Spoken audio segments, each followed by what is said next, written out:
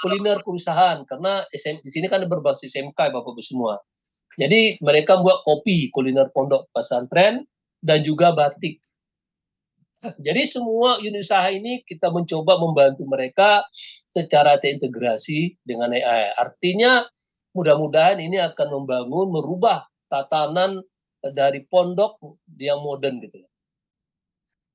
Nah, ini Bapak Ibu semua kemarin di launching peluncuran jaringan di pondok pesantren kita luncurkan itu adalah dari Bapak Kadis kita, Bapak Arisman Yahya, alhamdulillah, dan juga disiarkan di radio ya Bapak Ibu semua. Mungkin coba nanti kita kirimkan kalau mau linknya.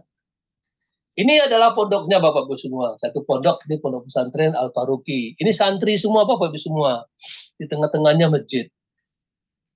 Di sini kalau tidak salah nanti kalau ada waktu kita lihat videonya.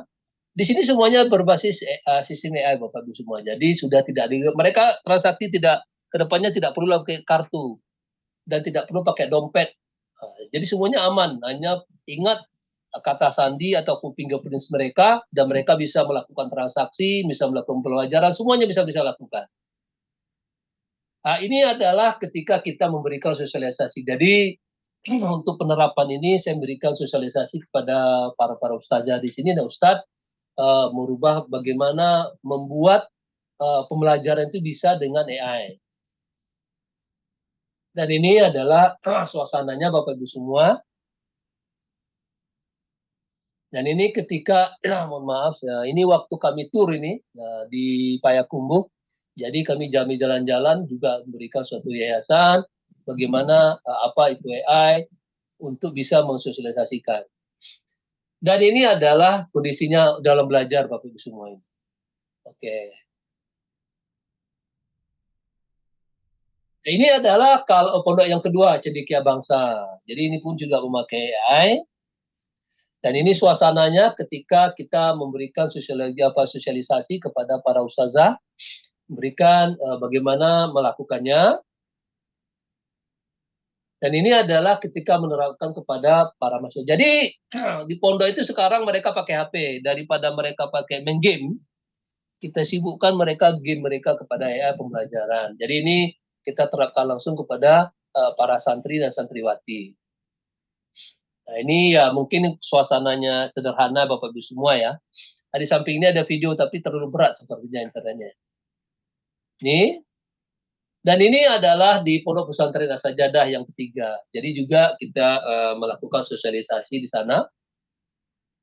Oke. Yang kedua adalah kenapa kita lakukan AI. Sebenarnya Bapak Ibu semua ya, ternyata pondok ini adalah bisnis usaha yang perputaran uangnya besar Bapak Ibu semua. Ternyata di situ. Kenapa? Karena si anak ini dia boarding di dalam. Semua transaksi di dalam. Ternyata perputaran uang sana besar sekali. Ini harus kita pikirkan untuk ekonomi mereka.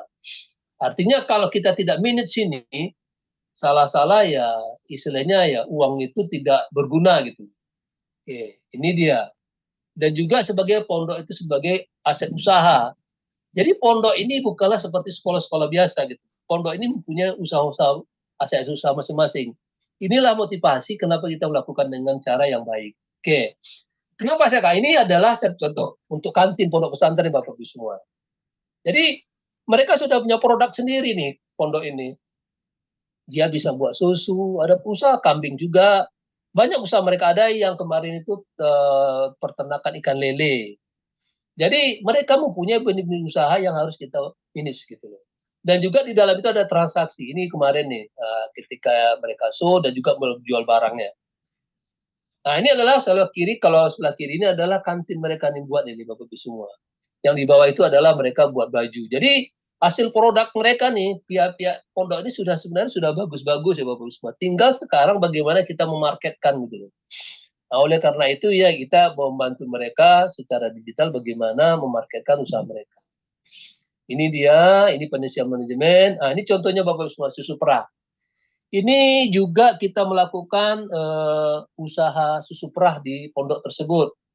Di mana usaha mereka adalah investasi 30 juta, uang kembali ataupun 1 bulan si investor selama 1 tahun ataupun 10 bulan akan mendapatkan 6,1% dari 30 juta.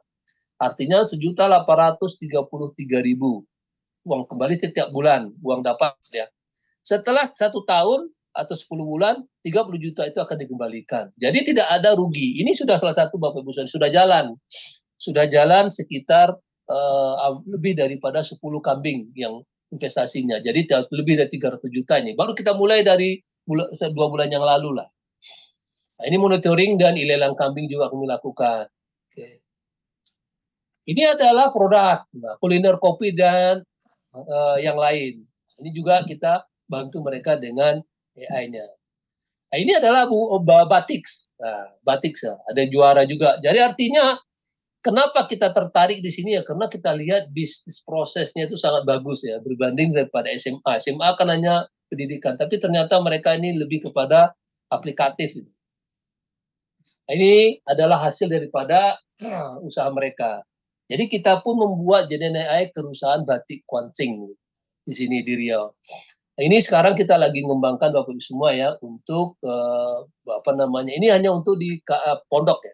Kita akan expand bagaimana antara pondok dengan pondok nanti akan saling terhubung. Oke, saya kira itu dulu Bapak Ibu semua. Mungkin kita kalau mau kita lihat sebentar. Kita lihat video ya.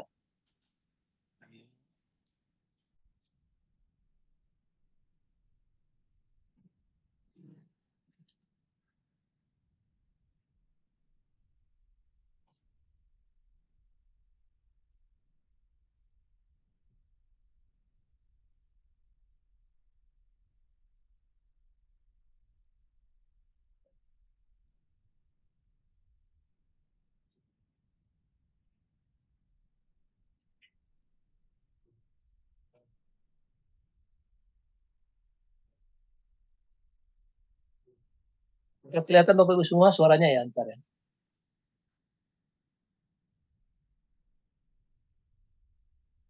Belum, Prof. Mungkin bisa sekaligus share sound. Bagaimana Pak? Bisa sekalian share sound kayaknya, Prof. Jadi pas Ya, waktu share screen-nya. lagi mencari sensornya nih. Tunggu. Siap, siap, Prof. Terima kasih. Udah lagi.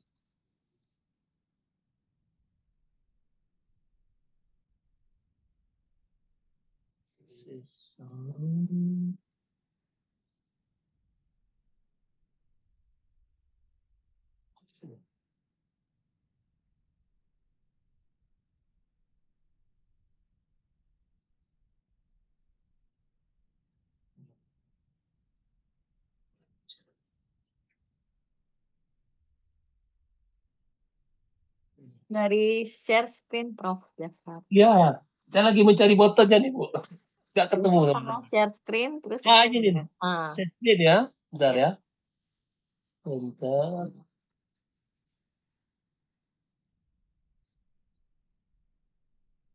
Oh, ini dia.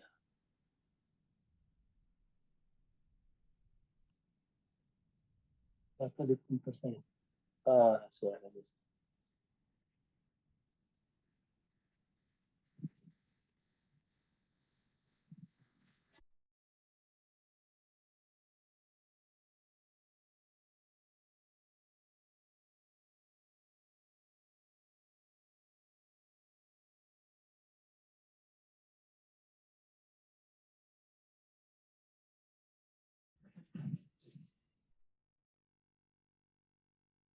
sudah terdengar tadi. Dengar, Bu? Ya, Prof. Sudah terdengar. Cuma putus-putus ya memang karena sinyal.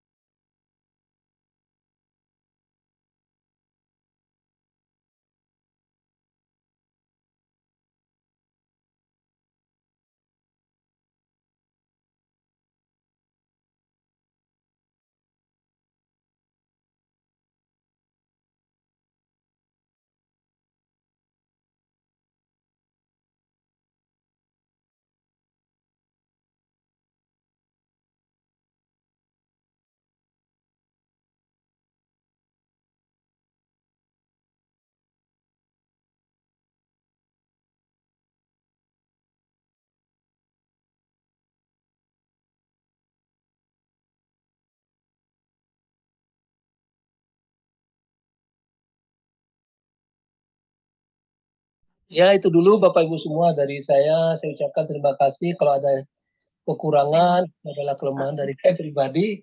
Saya ucapkan terima kasih dan saya kembalikan kepada Ibu Dr. Indrajani. Terima kasih Bapak Ibu Ya, semua.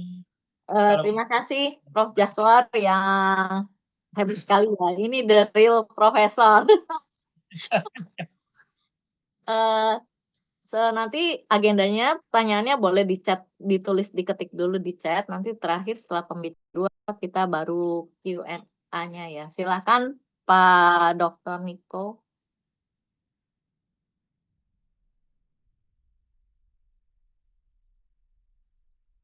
Halo, Pak Dr. Niko. Ya,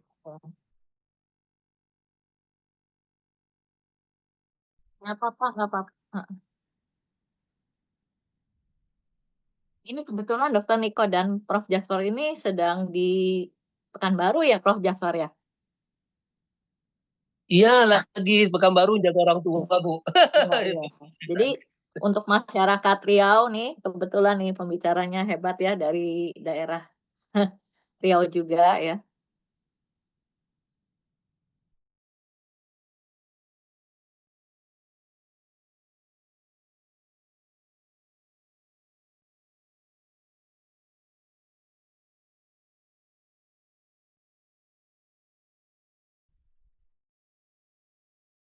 Selanang bisa tolong ini yang Dr. Niko. Namanya dokter sebentar.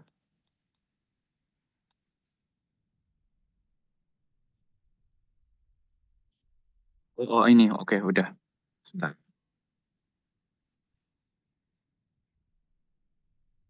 Ya ya, dokter ya. Oke, sudah bisa. Saya kalau tidak dua device, nanti putus-putus suaranya. Jadi harus gini. Izin ya, saya mulai, Bapak Ibu. Jadi perkenalkan, saya Nicholas Renaldo. Saya dari Institut Bisnis dan Teknologi Pelita Indonesia. Saya dosen di bidang akuntansi. Tapi belakangan ini tertarik untuk menerapkan AI dalam penelitian akuntansi, termasuk salah satunya analisis laporan keuangan. Background saya pendidikan S1 S2 dari Pelita Indonesia yang logonya ada di sebelah kiri ini. S3-nya di Universitas Trisakti Jakarta. Kita mulai.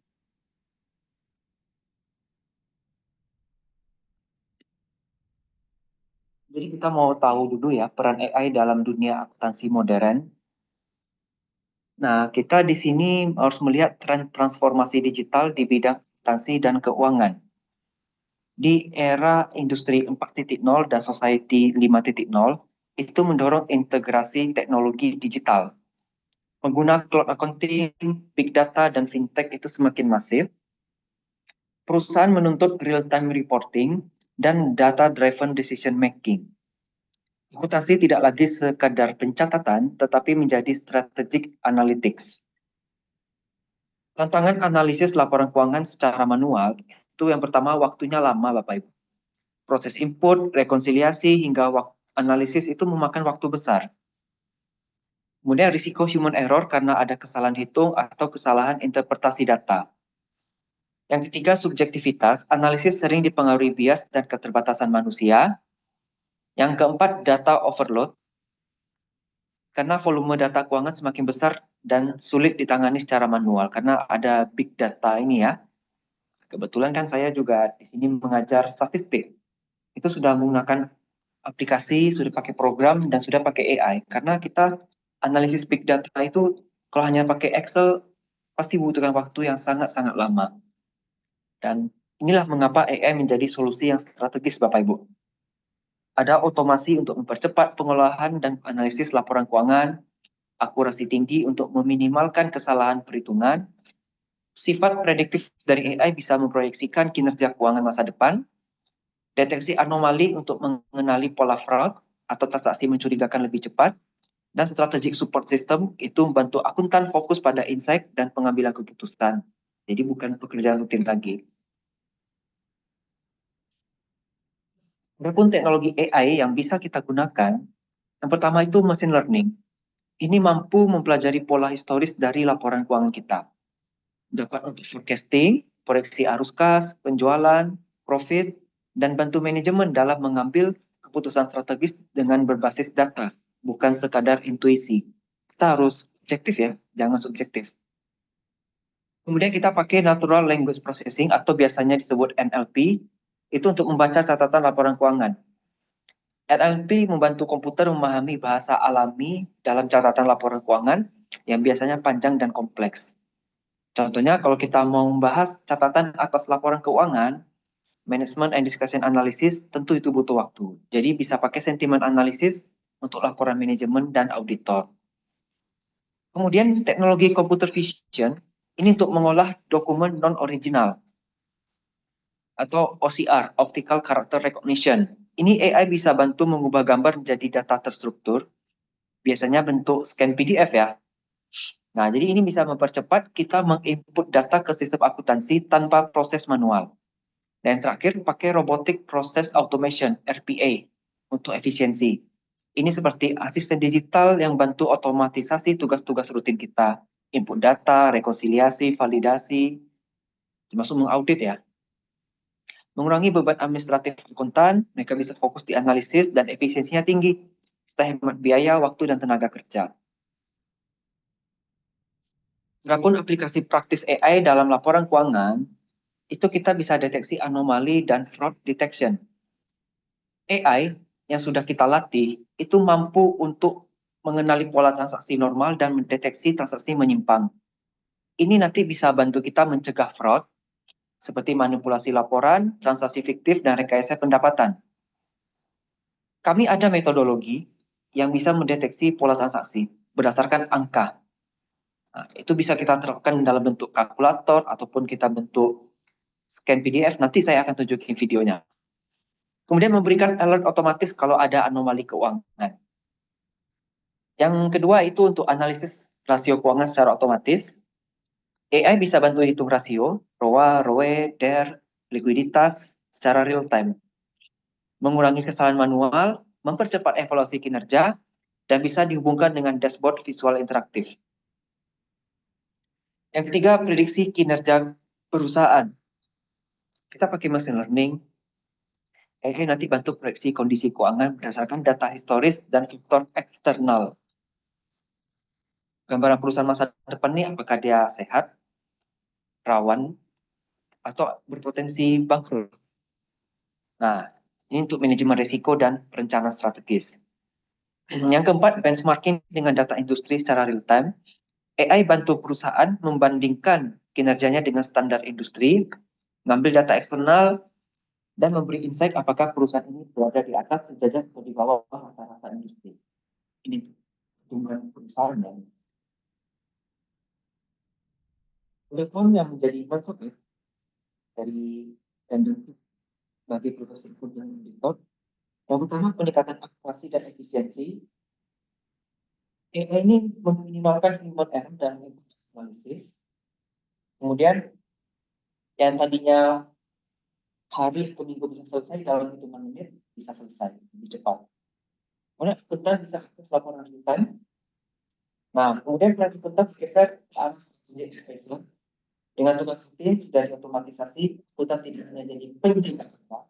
Saya sering dengan istilah akuntan itu hanya sebagai tukang catat. Karena itu lagi, akuntan juga tidak hanya sekedar debit kredit, tapi ini menjadi penyedia insight strategis bagi manajemen. Jadi sekarang itu menjadi analisis, intervensi, rencana, dan pengendali keuangan. Yang berikutnya tentu tidak semua akuntan itu siap dengan transformasi digital. Kemudian kita butuh kompetensi digital dan skill analitik data.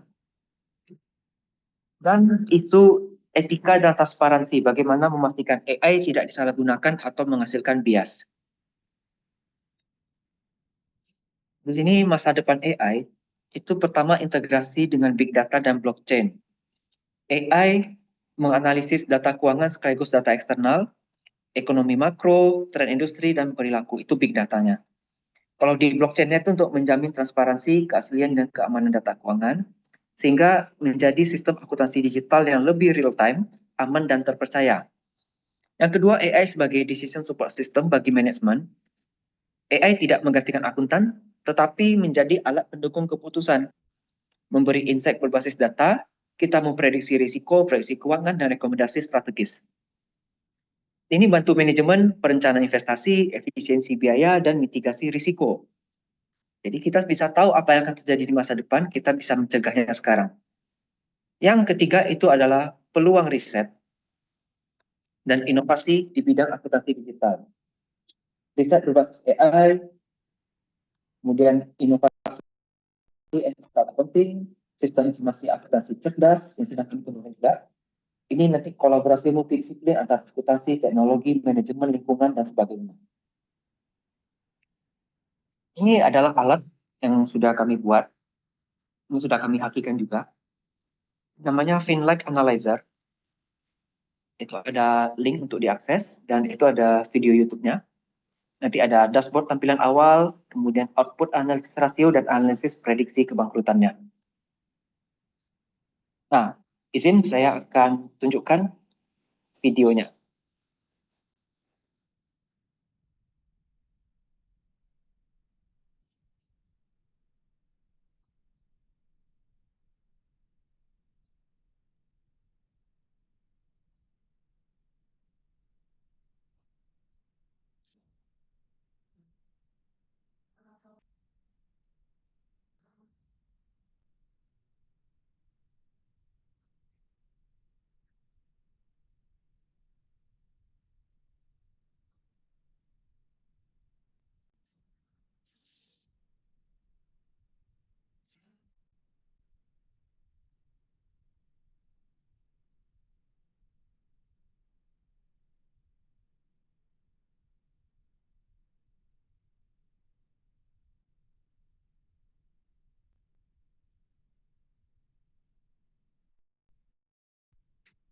Ya, halo, perkenalkan saya Nicholas Renaldo.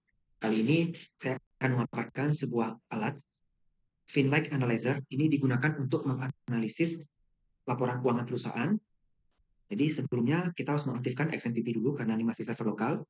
Lalu kita klik browse, kita upload salah satu laporan keuangan, lalu kita analyze.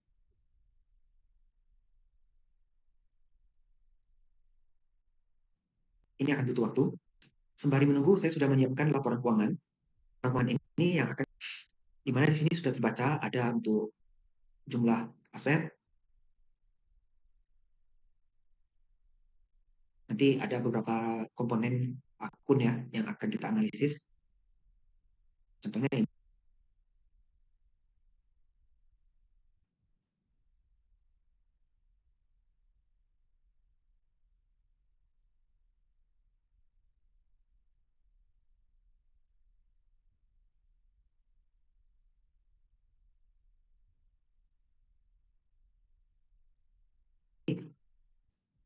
Jumlah asetnya 35.371.085.149 sama ya.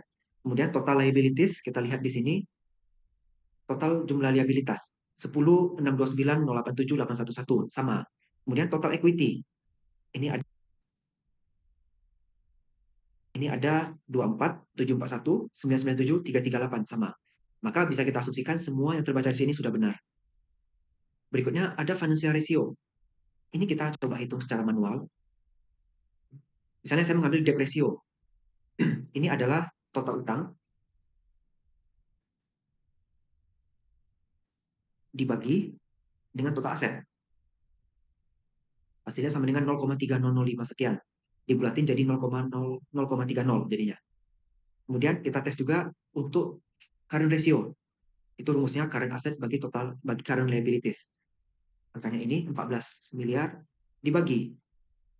Ini total utangnya 3 miliar lebih. Hasilnya adalah 4,768 sekian. Dibulatin jadi 4,77. Maka seluruh rasio yang terpapar di sini, ini sudah kita katakan benar. Berikutnya yang kita lakukan adalah menganalisis untuk tingkat kebangkrutan perusahaan. Kita menggunakan metode Altman Z-score. Di mana dengan Z-score 2,97 ini statusnya adalah gray zone atau question. Artinya di sini perusahaan ini ada di tingkat yang cukup rentan untuk keterikutan, bisa terjadi dan bisa tidak terjadi. Maka itu perusahaan harus berhati-hati, dan kita sebagai investor pun harus berhati-hati ya. Kemudian ada Bennis M-Score dengan nilai minus 4,52, di mana kalau dari teori Bennis M-Score di akuntansi audit, ini tidak ada indikasi untuk manipulasi atau fraud, sehingga laporan keuangan ini bebas dari fraud ya. Nah, jadi FinLike Analyzer, AI Assisted Financial Analysis ini sangat berguna bagi perusahaan untuk menilai kesehatan perusahaannya, dan berguna juga untuk investor, supaya investor bisa menilai perusahaan ini layak atau tidak ya, dari sisi rasio fundamentalnya, dari sisi tingkat kebangkrutan, dan dari sisi tingkat manipulasi laporan keuangannya. Semoga dengan adanya AI ini bisa membantu investor, perusahaan, dan masyarakat untuk berinvestasi dan mengelola perusahaannya lebih baik. Sekian yang dapat saya sampaikan, terima kasih.